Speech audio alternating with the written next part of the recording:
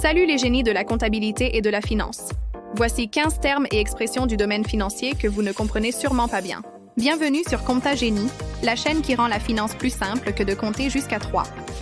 Aujourd'hui, on va décortiquer ensemble 15 termes financiers que vous entendez partout, mais qui peuvent parfois sembler un peu barbares. Préparez-vous, car à la fin de cette vidéo, vous parlerez finance comme un pro. Allez, c'est parti! On commence avec le premier mot, actif. Un actif, c'est tout ce que votre entreprise possède et qui a de la valeur. Pensez à votre ordinateur, vos machines, l'argent sur votre compte en banque et même les factures que vos clients doivent encore vous payer. Par exemple, le camion de livraison d'une boulangerie est un actif. Simple, non? À l'opposé, on a le passif. C'est tout ce que votre entreprise doit. Ce sont vos dettes. Ça inclut les prêts bancaires, les factures que vous devez payer à vos fournisseurs ou encore les salaires à verser. Si notre boulanger a fait un prêt pour acheter son camion, ce prêt est un passif. Maintenant, un duo essentiel, revenus et dépenses.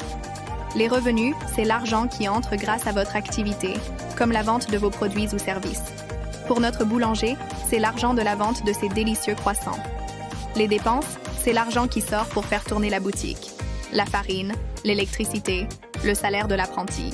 Ce qui nous amène au numéro 5, le bénéfice, ou le résultat net. C'est le Graal de tout entrepreneur. Vous le calculez en faisant revenu moins dépenses. Si le résultat est positif, bravo, vous avez fait un bénéfice. Si c'est négatif, on parle de perte. L'objectif est toujours de maximiser ce bénéfice. Passons au flux de trésorerie ou cash flow en anglais. Attention, ce n'est pas la même chose que le bénéfice. Le flux de trésorerie, c'est le mouvement réel de l'argent qui entre et qui sort de votre compte en banque. Vous pouvez être rentable sur le papier, mais avoir des problèmes de trésorerie si vos clients tardent à vous payer. Gérer son cash flow, c'est s'assurer d'avoir toujours assez de liquide pour payer ses factures à temps. Numéro 7. Les amortissements. Ce mot peut faire peur, mais c'est simple. Quand vous achetez un gros équipement, comme un four à 10 000 €, vous n'allez pas le compter comme une dépense d'un coup. L'amortissement permet d'étaler le coût de cet actif sur sa durée de vie utile. Par exemple, on va dire que le four perd 1 000 € de valeur chaque année pendant 10 ans. C'est ça, l'amortissement. Ensuite, le bilan comptable. C'est une photographie de la santé financière de votre entreprise à un instant T. D'un côté, il y a l'actif, ce que vous possédez, et de l'autre, le passif, ce que vous devez. Les deux côtés doivent toujours être parfaitement équilibrés. C'est un document clé pour comprendre la structure de votre entreprise. Numéro 9. Le compte de résultat. Contrairement au bilan qui est une photo, le compte de résultat est un film. Il montre la performance de votre entreprise sur une période donnée, généralement 1 an. C'est là que vous verrez tous vos revenus, toutes vos dépenses et à la fin, votre fameux bénéfice ou votre perte. 10e terme, les capitaux propres. C'est l'argent qui appartient vraiment au propriétaire de l'entreprise. On le calcule en faisant actif moins passif. C'est en quelque sorte la valeur nette de votre entreprise. Si vous vendiez tous vos actifs et remboursiez toutes vos dettes, ce qui reste, ce sont les capitaux propres. On continue avec le pas retour sur investissement, ou ROA. C'est un indicateur super important pour prendre des décisions. Il mesure ce que vous rapporte un investissement par rapport à son coût. Par exemple, si vous dépensez 1 000 € en publicité et que ça vous rapporte 3 000 € de ventes supplémentaires, votre ROA est excellent. Numéro 12. La marge brute.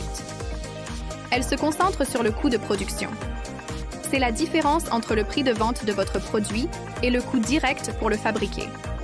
Pour notre boulanger, c'est le prix de la baguette moins le coût de la farine, de la levure et de l'eau. Une bonne marge brute est le premier signe d'une activité saine. Ensuite, le seuil de rentabilité. C'est le niveau de chiffre d'affaires que vous devez atteindre pour couvrir toutes vos dépenses fixes et variables. En dessous de ce seuil, vous perdez de l'argent. Au-dessus, vous commencez à faire des bénéfices.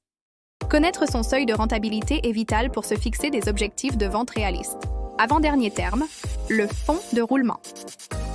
C'est un peu votre matelas de sécurité financier. Il représente les ressources dont vous disposez à moyen et long terme pour financer votre activité quotidienne, c'est-à-dire payer vos fournisseurs et vos charges en attendant que vos clients vous paient. Un fonds de roulement positif est un signe de bonne santé financière. Et enfin, le 15e, la liquidité. On ne parle pas d'eau, mais de la facilité et de la rapidité avec lesquelles un actif peut être converti en argent cash sans perdre de sa valeur. L'argent sur votre compte courant est l'actif le plus liquide. Un immeuble, c'est beaucoup moins liquide, car il faut du temps pour le vendre. Et voilà. Vous connaissez maintenant 15 termes financiers essentiels. J'espère que ces explications claires et ces exemples vous ont aidé à y voir plus clair. La finance, ce n'est pas si sorcier quand on a les bonnes clés de lecture. Le but de Comptagénie, c'est de vous donner ces clés. Si cette vidéo vous a été utile, montrez-le nous avec un gros pouce bleu, ça nous aide énormément. Partagez-la avec un ami entrepreneur qui pourrait en avoir besoin. Et surtout, si ce n'est pas encore fait, abonnez-vous à la chaîne et activez la cloche pour ne manquer aucune de nos prochaines vidéos. On a encore plein de sujets à démystifier pour vous. Merci de nous avoir suivis et à très bientôt pour une nouvelle dose de génie comptable. Ciao!